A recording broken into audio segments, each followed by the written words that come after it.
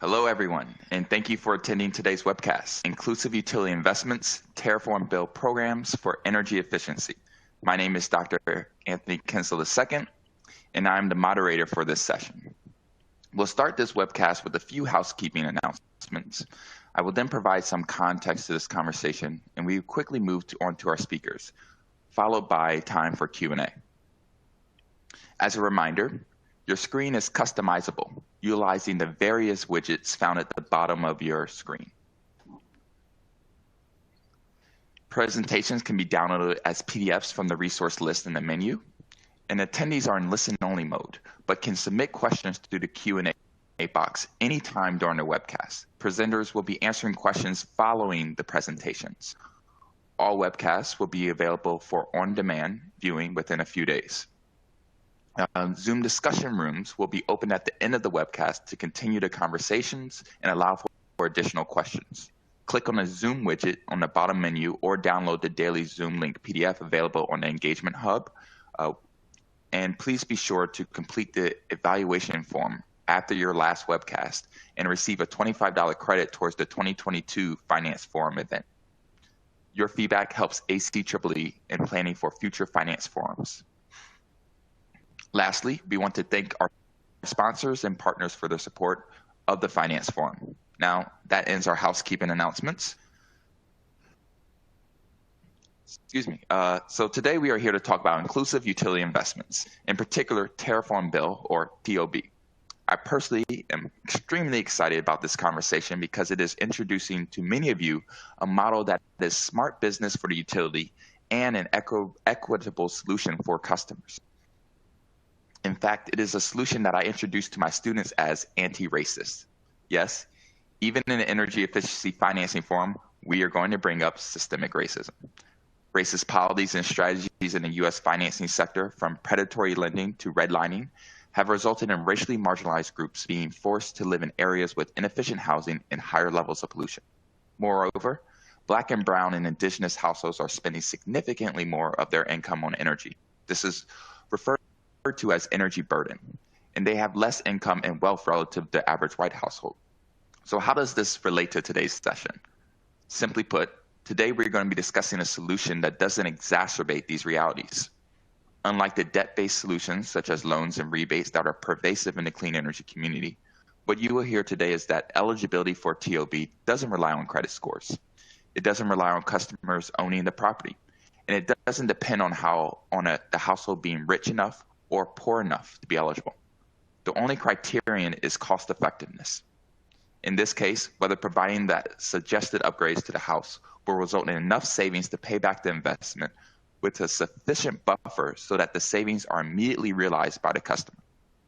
And we know, due to the historic and current disproportionate investment into racially marginalized communities, it is those communities that will have the highest energy savings potential and be most cost effective. As such, Terraform Bill is not just a solution that presents a good business opportunity for utilities, but by implementing it, we are also combating the systemic and historical injustices that persist today. That is why I'm excited about the Terraform Bill model and an inclusive utility investment. And with that, I want to introduce our distinguished panel of speakers. They are Marshall Cherry, Chief Operating Officer of Roanoke Electric; Craig Abuchon, Senior Manager of Energy Efficiency Operations of Ameren, Missouri; and Tammy Agard, CEO and co-founder of eUtility. In the interest of time, I will encourage the audience to read their bios, and we will jump right into the presentations with our first speaker, Marshall Cherry.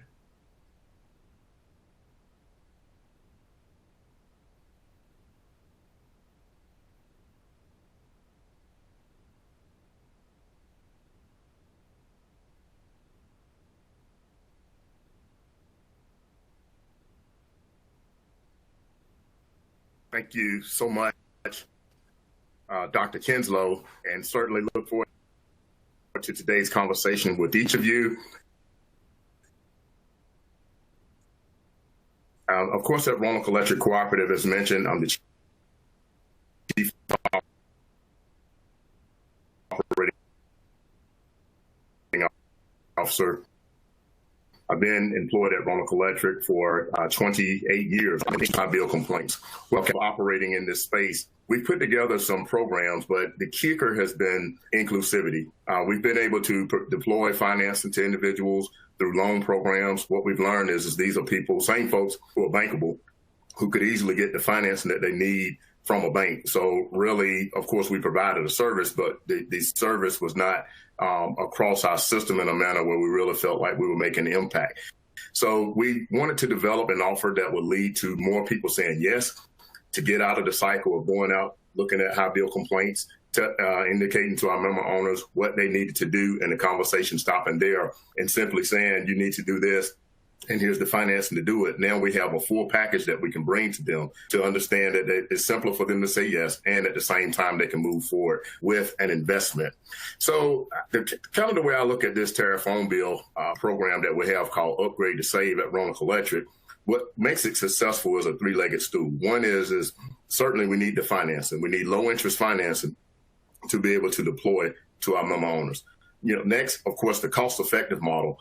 We need to make sure that there's some type of cost-effective model that indicates that there will be savings and an individual will be cash flow positive day one as soon as we perform the upgrades after we have gone through the assessment.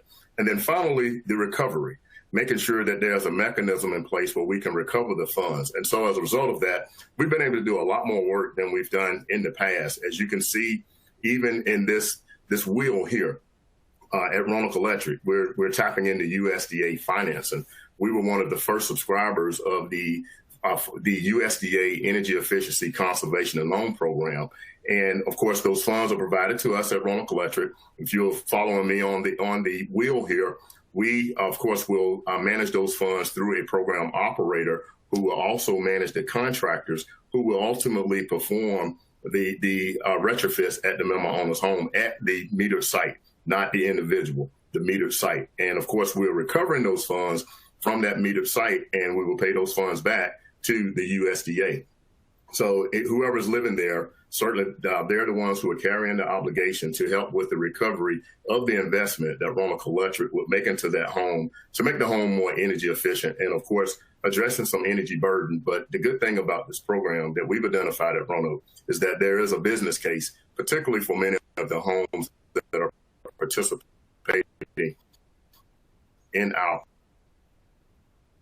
program.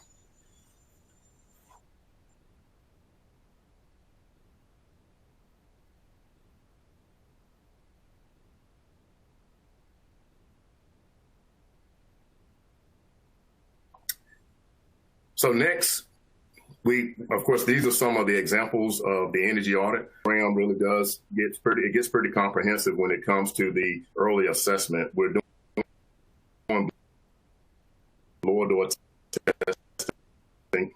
We're looking at the home for opportunities where there may be some high air changes per hours of leaks. We're also doing this to determine what a new heating and cooling system and HVAC system will do in terms of performance in this home. We're looking at air sealing. We're looking at duct work as well. So these are some of the things that we're actually on the lookout for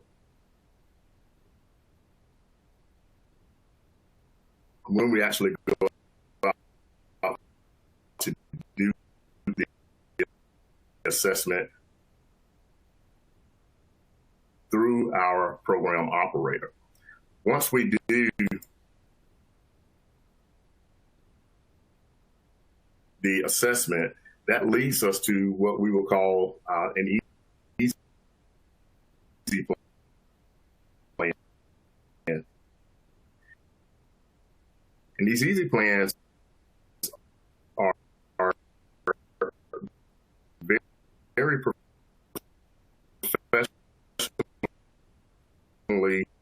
put together reports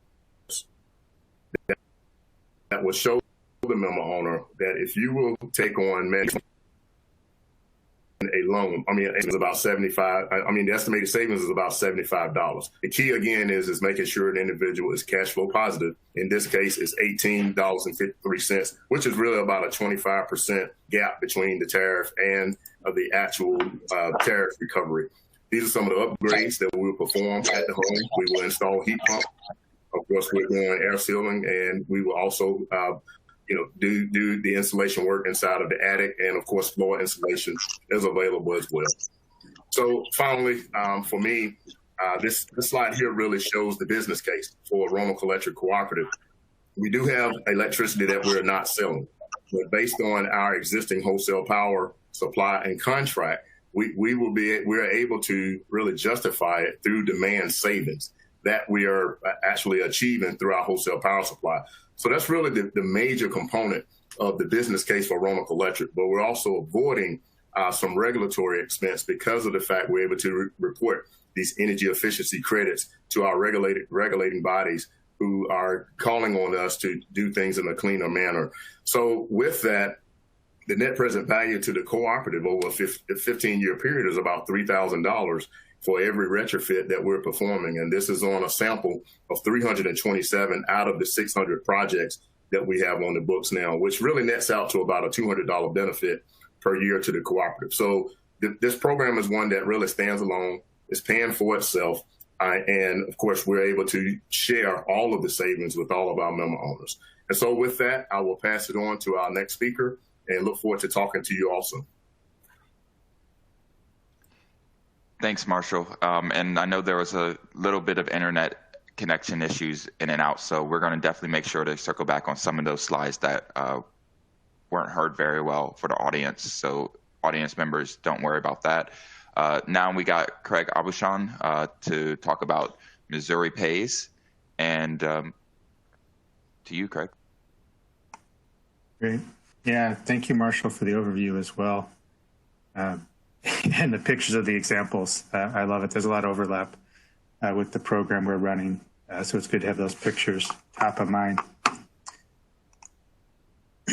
So Ameren is a Fortune 500 fully rate-regulated electric and gas utility. We do have, three parts to the company. Ameren Missouri, which operates obviously on the west side of the Mississippi River, vertically integrated, owning generation, and the pipes and wires. Ameren Illinois on the east side of the river, which is a distribution-only utility, and then our transmission company as well. I'm really here on behalf of Ameren Missouri, representing, our program designs here in the state of Missouri. So in Missouri, our enabling statute is called MIA, the Missouri Energy Efficiency Investment Act. And it allows utilities to invest in cost-effective energy, and we use the total resource cost to define that.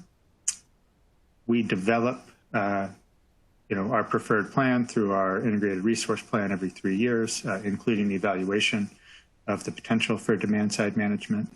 But then we have to file for program approval of our MIA programs with our commission, with what has historically been a 3-year cycle.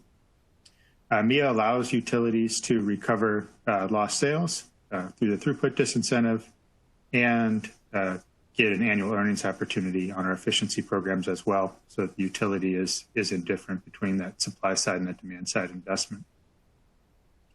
Our current efficiency programs are approved through what we call program year 2022. That program year runs on a calendar year as well.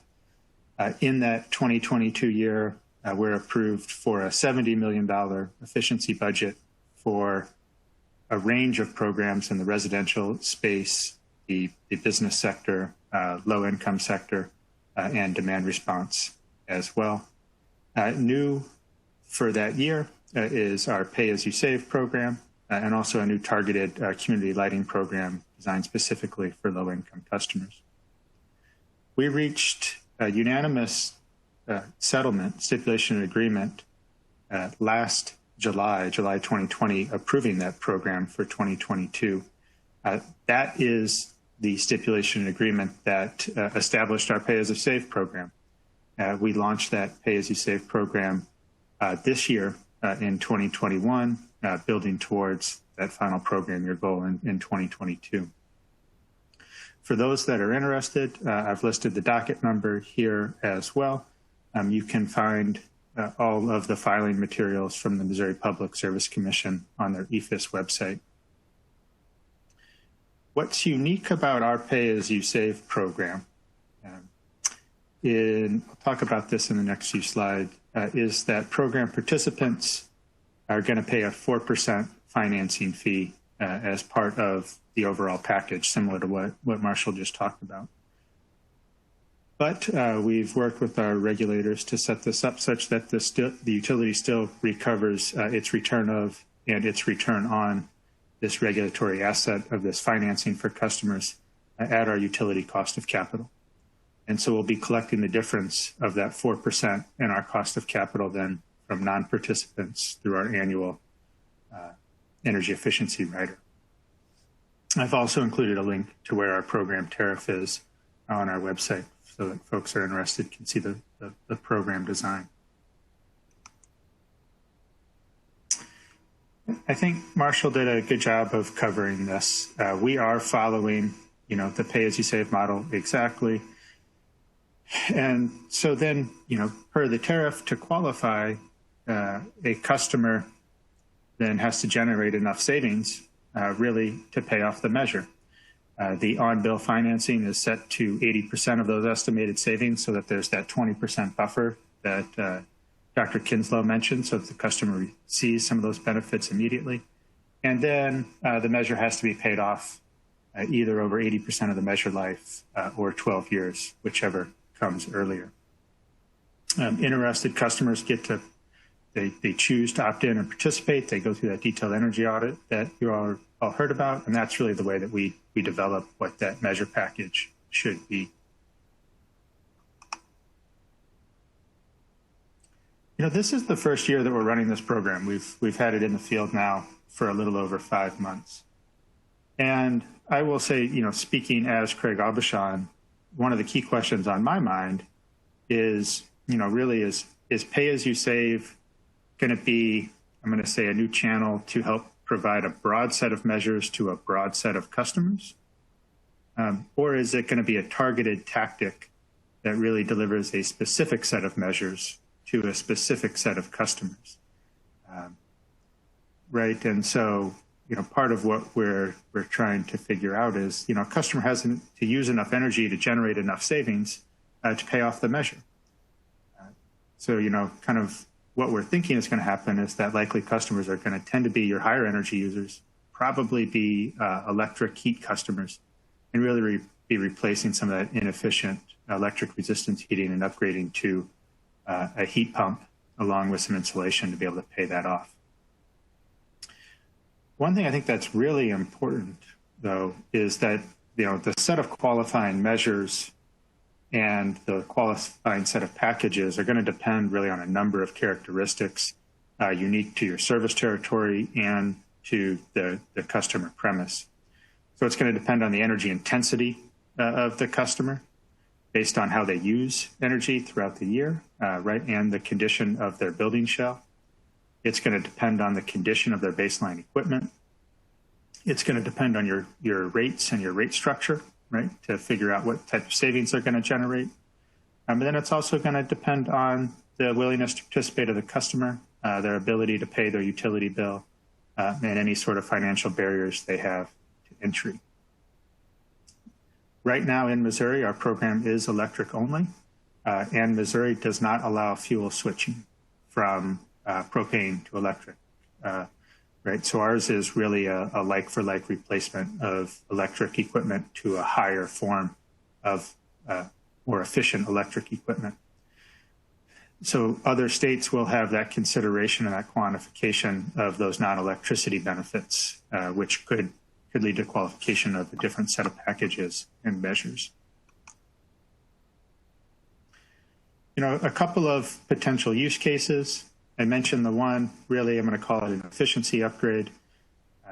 that heat pump installation for an all-electric customer. This is going to be a customer that's going to have really high energy intensity, right? They're using a lot of energy per square foot in their home.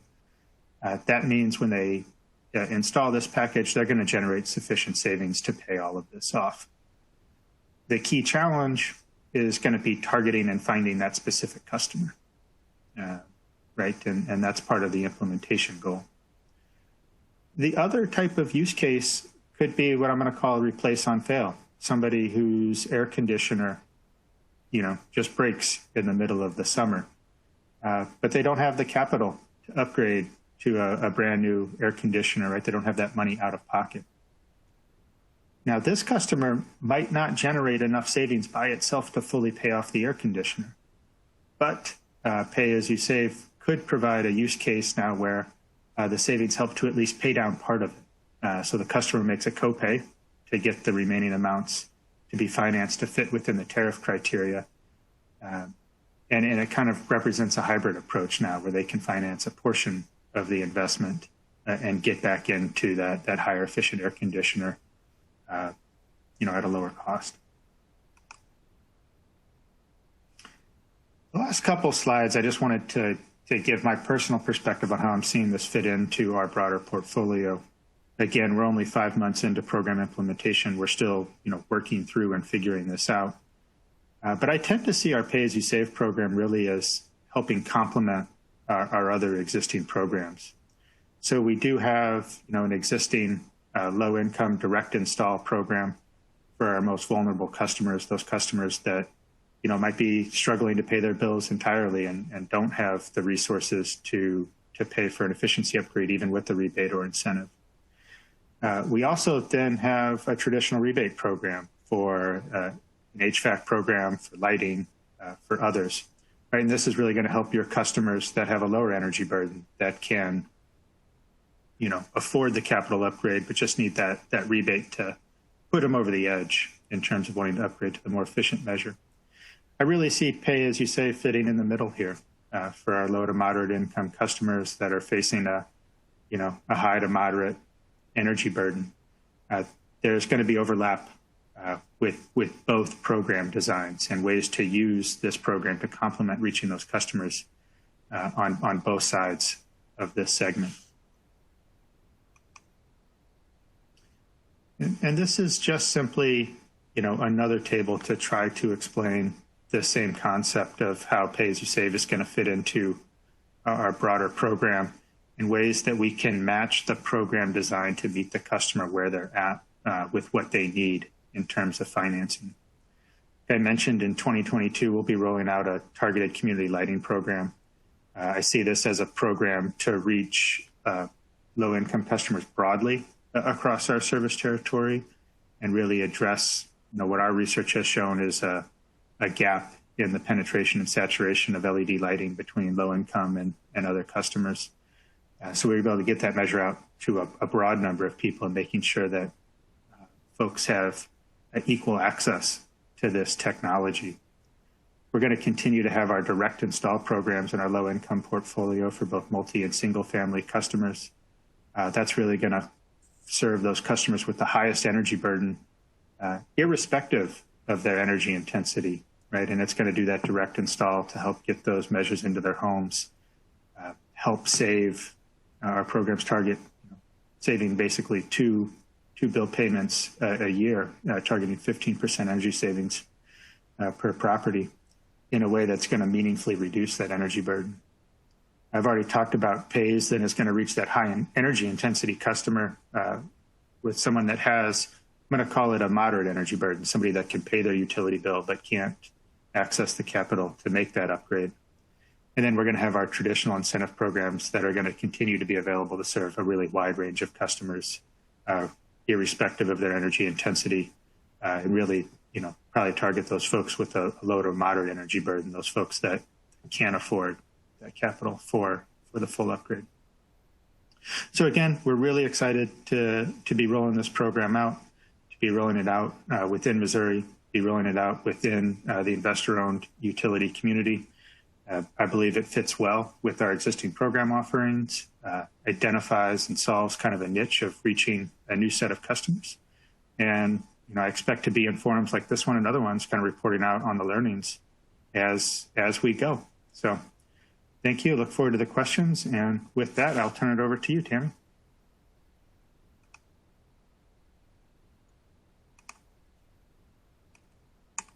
Anthony, you're on mute. Am I still muted? Great. Okay, We can hear you Tammy, now. you're up next. Oh, beautiful. Thank you. There is definitely going to be some discussion and time for discussion after Tammy goes, and then we'll jump into Q&A. So off to you, Tammy.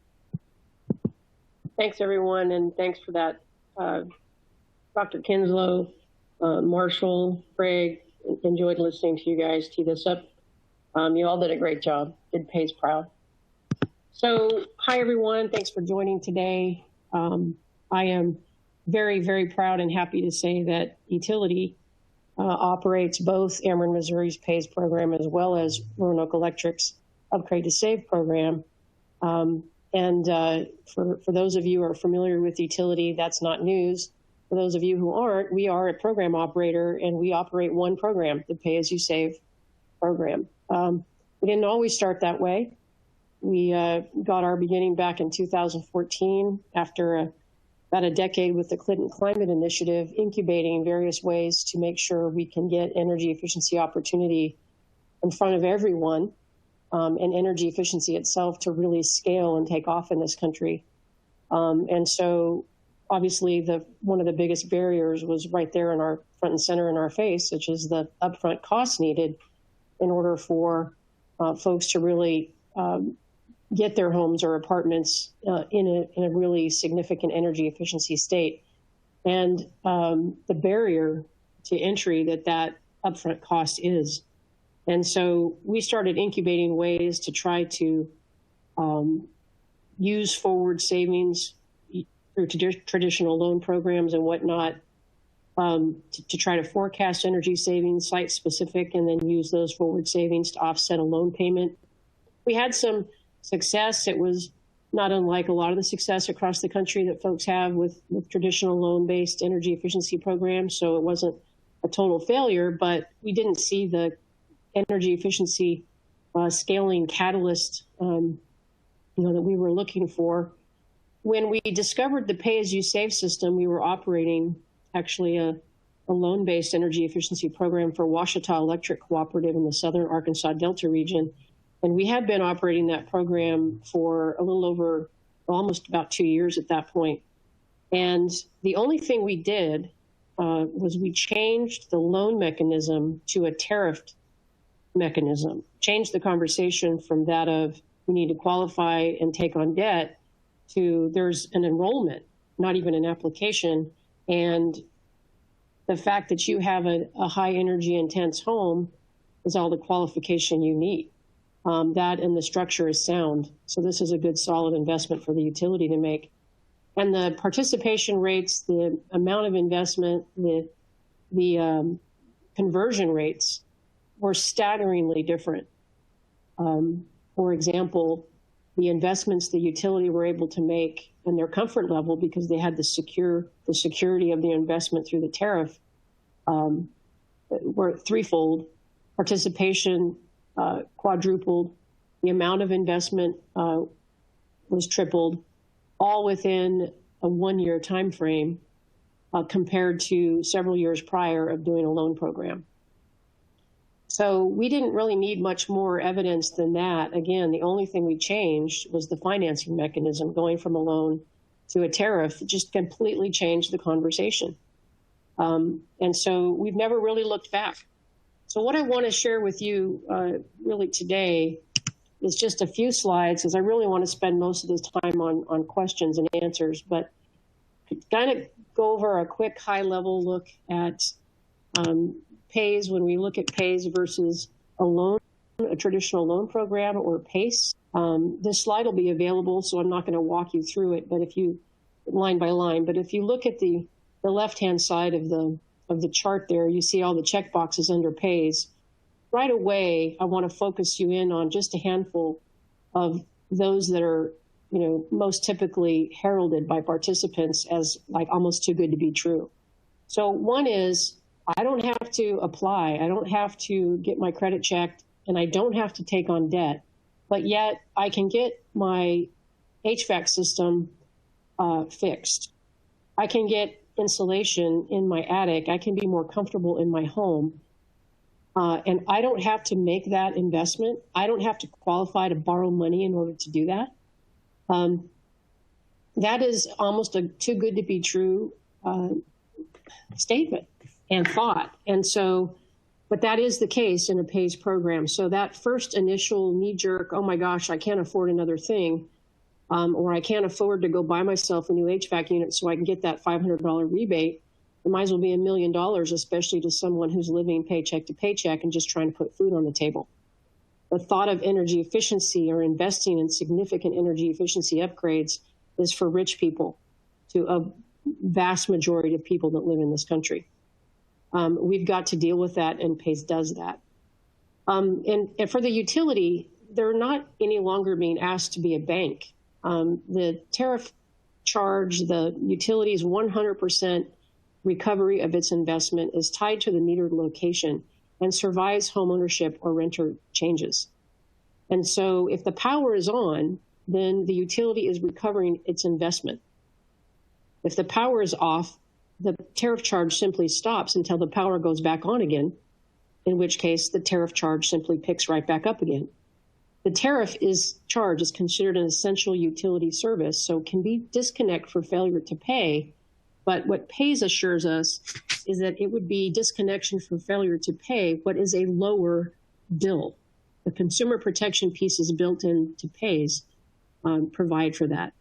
And a lot of the problems we've heard about with PAYS, especially residential, where it might be in the best interest of a contractor to sell someone new windows or new doors or more expensive ways to provide labor to air seal a home versus just install some weather stripping. There are not enough consumer protection pieces built into programs like that, where the contractor that's creating the scope of work is really not incentivized to provide the lowest bang for the participant's buck. And that's what we do at Utility. We determine what is the most cost-effective scope of work on a house-by-house, case-by-case basis, thus being a third party who is not interested in anything else other than finding what the cost-effective investment is and providing that offer and opportunity to the utility customer. So current and future, and when I say this, just, you can see the map here. This is current and future operations of PAYS or where legislation has already been approved or where public service commissions have been asked to take up the question of, is PAYS something we can do in our state or not? And so this slide really just shows you areas where states already are supporting PAYS programs, current utility customers, where you see our logo leaf there. We're going to add several more of our logos to several more states just this year.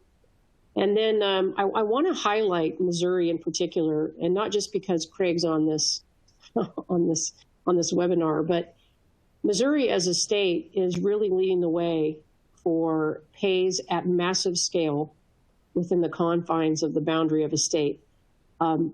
So Ameren, Missouri started this this pylon, if you will, by standing up and starting their own PAYS program first.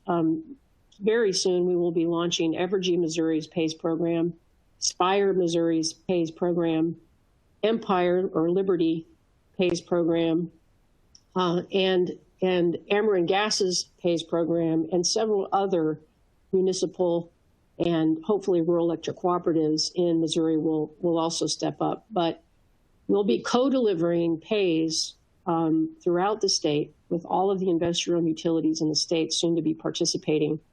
We are beyond excited about this opportunity and can't wait to share the results with others who are watching this space and are so inclined to consider this all-inclusive solution that PAYS really really provides.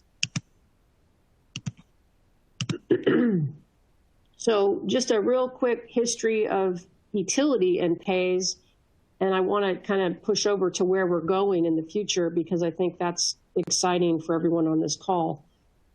So pays was not created by myself. I wish I was that smart. I did not invent the system. That was invented by the Energy Efficiency Institute, a couple of now dear friends of mine, and it was created decades ago. They tried to shop it with limited success. They had a few folks, jump in and dip their toe in the water, but it never really achieved success at a large scale. When we heard about pays, we started looking into it, tried it, like I said, with an active program we had on the ground, only changed the financing mechanism, and then we were sold. We said, that's it. We need to just focus on this and figure out how to scale it, because this is the solution we are all looking for.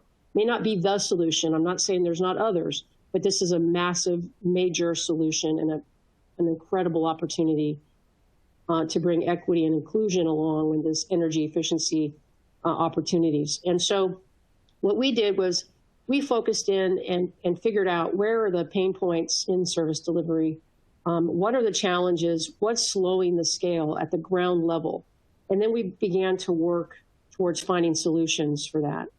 That was between 16 and 18. In about 2018, we figured out we pretty much had identified all the challenges. We tried various solutions and knew the best ones. And so we started to incorporate those solutions, and we implemented desk level strategies and processes and protocols, and started to deploy them out in the field and fine tune them, if you will, for that year and a half. In 2020, utilities started to invest significant resources at the end, mid-19 into 2020. Of course, then the pandemic hit, so I scratched my head with the wisdom of that.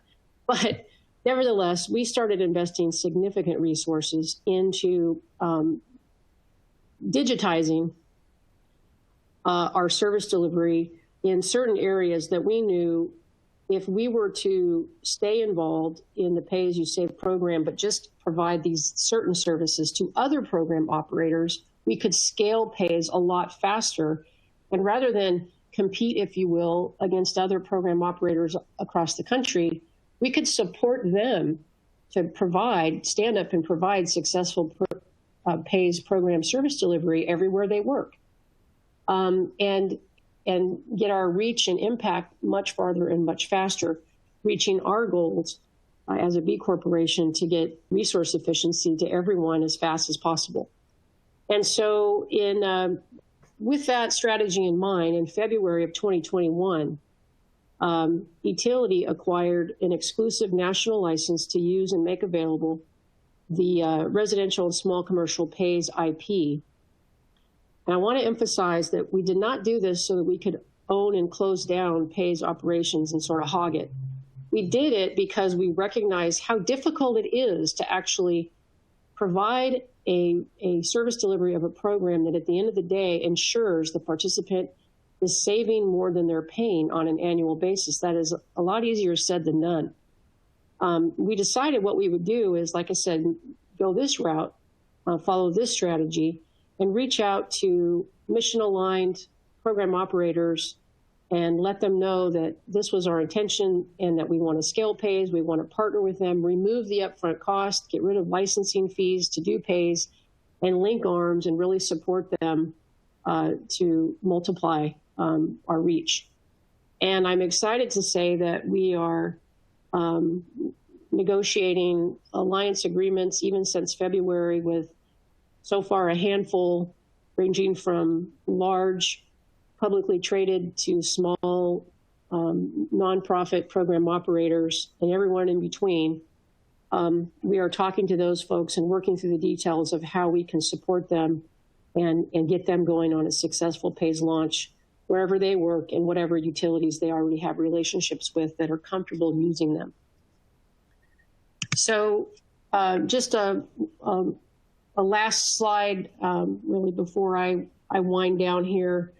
For those of you who may be program operators or think this is an interesting approach or solution to help scale pays with keeping the integrity of the program intact, this is a slide I wanted to put together and show folks on this call. Now the summary steps that I've got on the left there really are showing the key service delivery components, ground level service delivery components that go into day-to-day operations. There's obviously a lot more minutia, but this is just a high-level summary.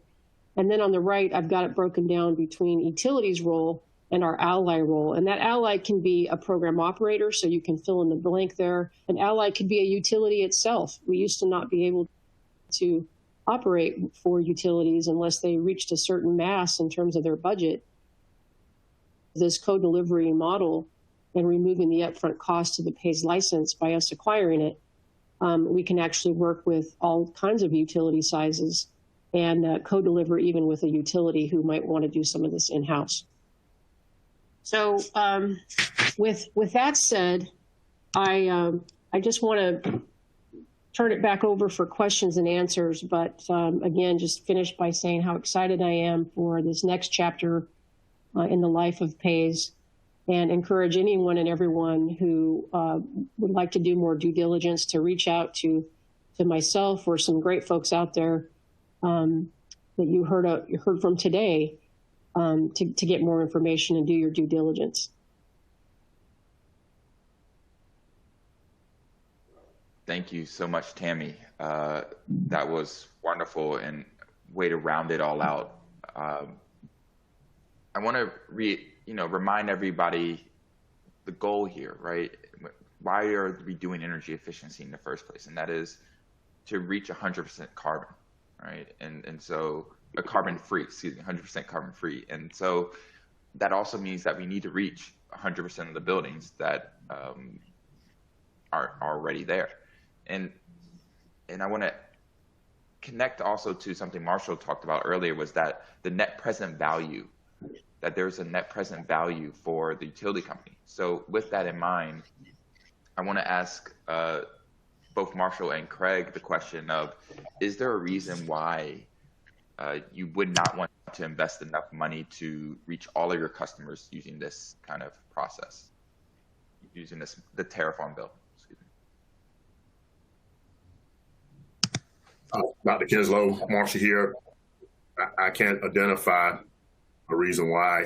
After really using this tariff on bill approach and learning more and managing the program after a few years, understanding that there's a business case, but also here's an opportunity to be more inclusive, to reach all of our member owners. There's really a win-win. The utility is able to flatten its low duration curve. So I really cannot identify a reason why we would not invest.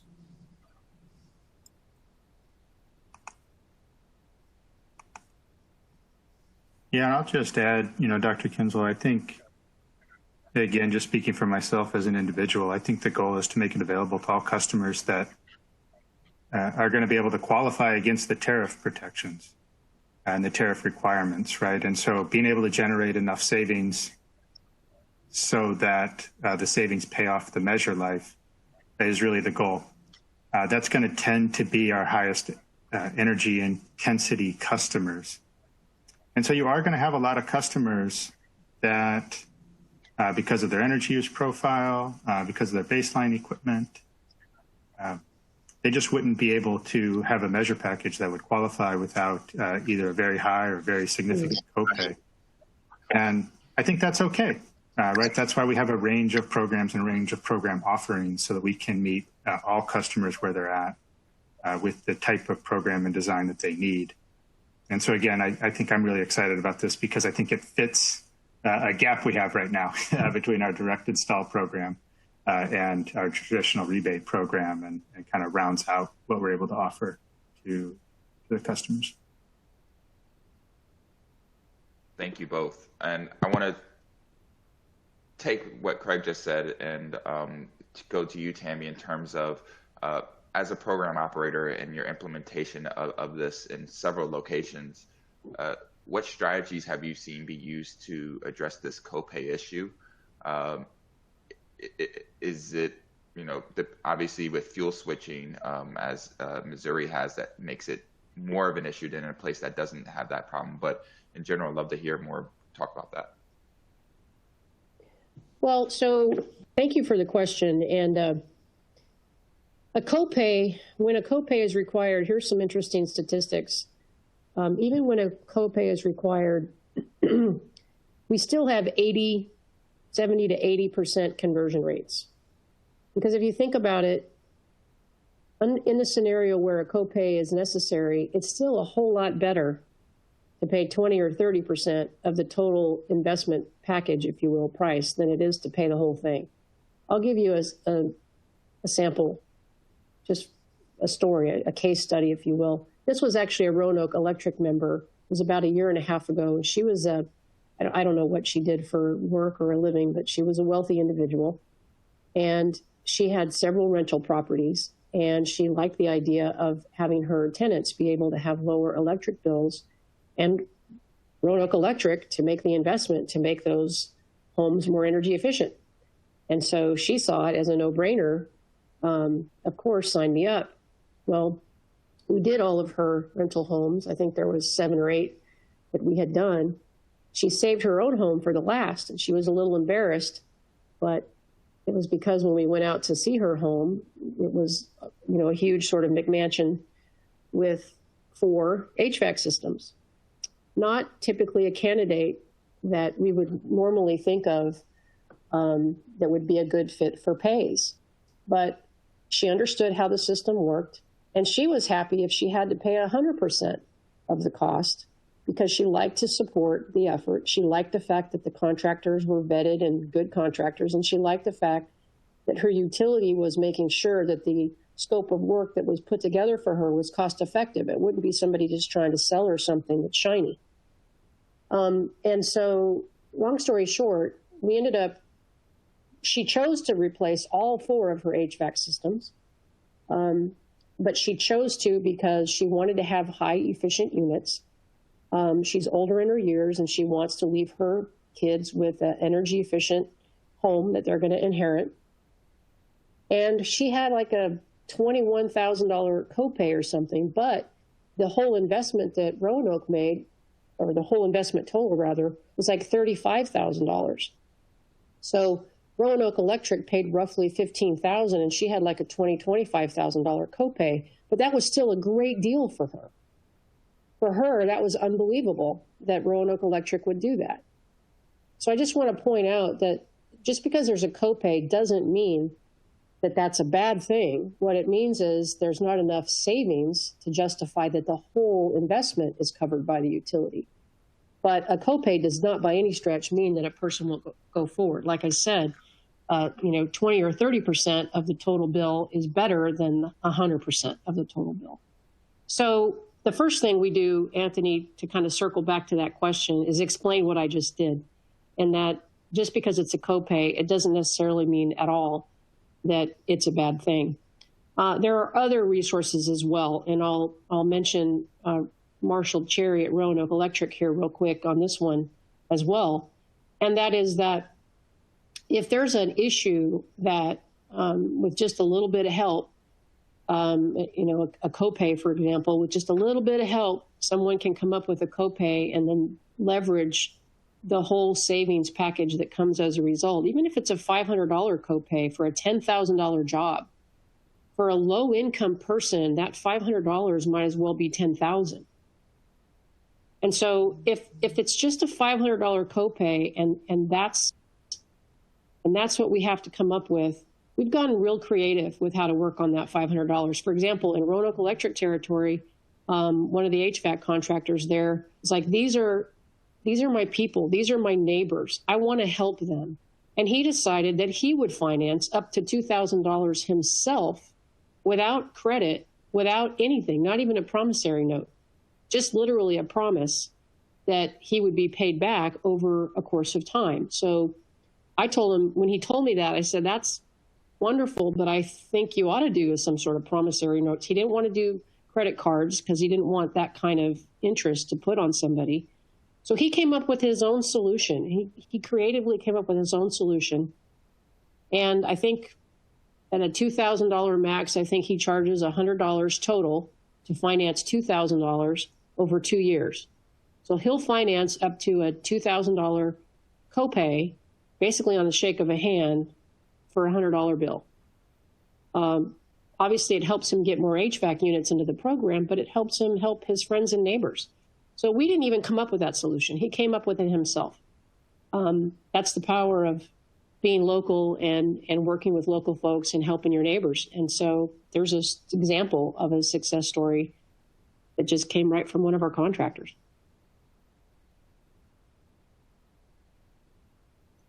Thank you. That's awesome. And I'll just add to that, because thinking back to Marshall's site, and everyone will have access to this presentation in a few days, but thinking back to Marshall's one slide and the net present value, right? Coming back to that net present value, that means that there's money there that can also be utilized to make sure that every customer is getting there, and you still could be have a net present value up to a certain amount, right? Just to get the customer over the edge.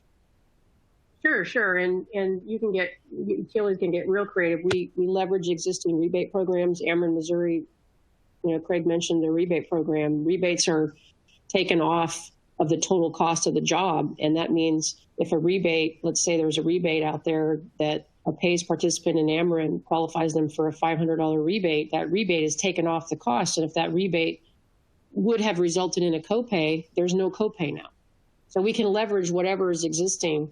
And there's also, like you said, the net present value, the value to the utility. The utility has the discretion to offer up additional resources if it wants to help offset potential copays when it makes sense.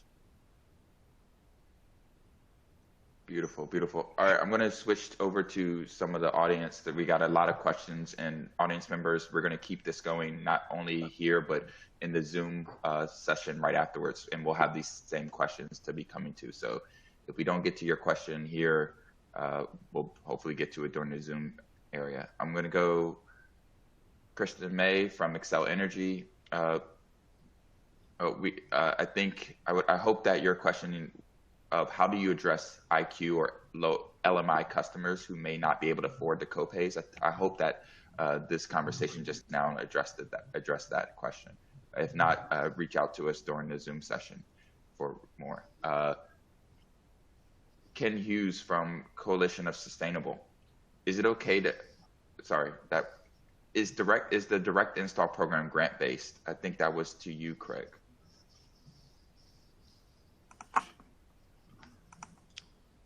Our direct install program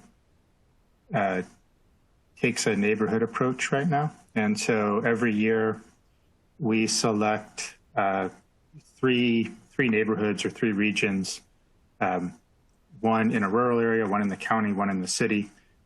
Those neighborhoods are identified based on, a number of demographic factors, really to identify a region that has like the highest need, has a high concentration of low-income customers, but then also has housing stock and community partners and density that we can get into that neighborhood, build the connections to meet the residents, really to get uptake of the program. So we do partner with community-based organizations to have us help deliver this program and reach out to customers. And we use kind of that criteria to find the regions of the highest area of poverty. But in terms of administering as a grant, I guess I'd have to follow up with you to understand specifically what you mean by that term in this context. So I hope that helps provide a little more color on what we're doing in that space.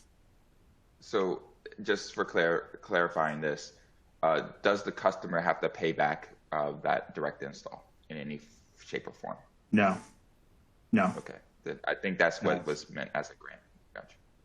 And to this idea of Tammy talked about, you can add on things. So with the existing programs for Tariffed Bill, existing direct installs can be added on there, and in theory, that means that the money that's in that pot for direct installs can go further. Is that an accurate statement? I think, like I said, we're 5 months into introducing this program. We need to understand how it works. The evolution of how we might combine it with other programs, I think, is something that we'd be looking at certainly in future resource filings, and program design plans. I can imagine a world where that happens, but that's not how our program is structured today. And Anthony, Dr. Kinslow, I can speak to that some as well from Roanoke's perspective. We've been in the program for a while. We also have offered direct installs as well, and the way we looked at that as we really started doing more of it after we went down this path, learning more about our housing stock in the region, that about 1 out of every 2 homes in our service territory really needed some level of an urgent repair to make it weatherization ready. And so we acknowledged that over time that there was a gap. Although this program is great, we still had a gap due to housing issues in our region. So we started doing direct installs.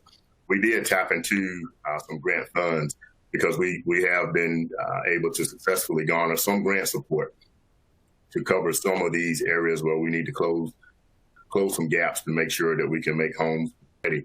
So in addition to that, another thing that we're doing is we also have a community solar garden in our service territory right there on our campus. And we learned that, due to the socioeconomic issues or the area being economically distressed, that we did not really have a 100% subscription rate on these panels. And so there are several clean energy funders who we've been able to connect with over the past couple of years who have been very gracious in providing grant support to us so that we could sponsor panels at these community solar gardens for low-income member owners. And really our intent or the way that we use those panels, once we grant the panels to the individuals, they receive the credits.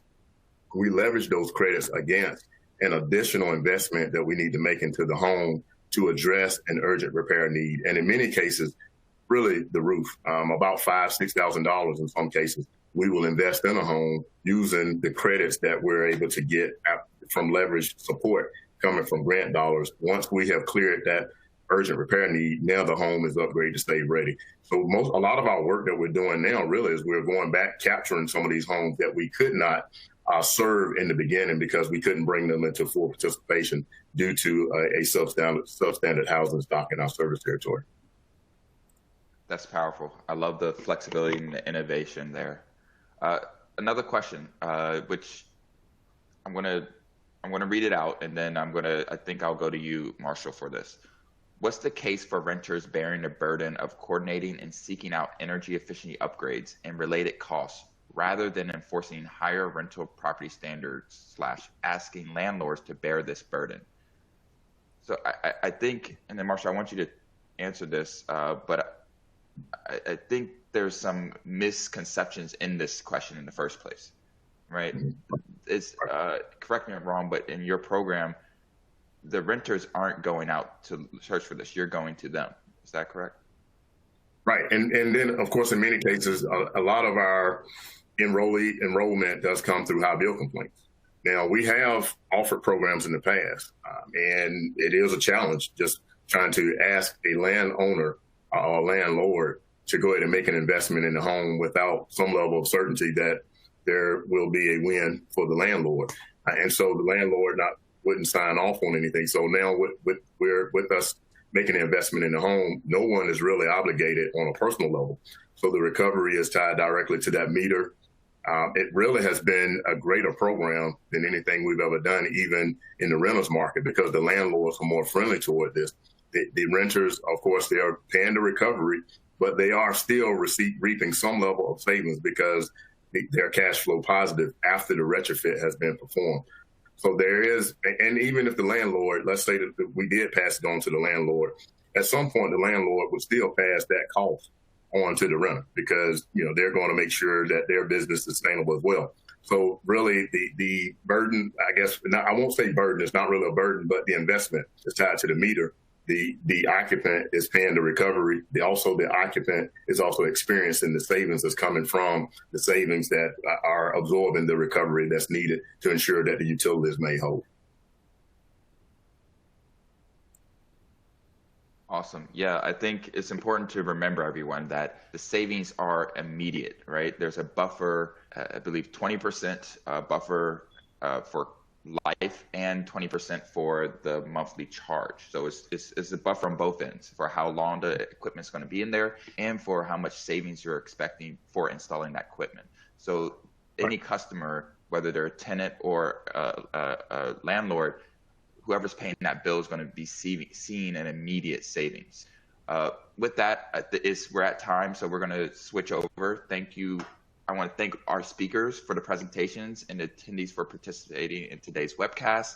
Again, if you would like to continue exploring these topics presented today, please follow us on the Zoom chat by clicking on the Zoom widget on your screen. We'll see you over there. Thanks.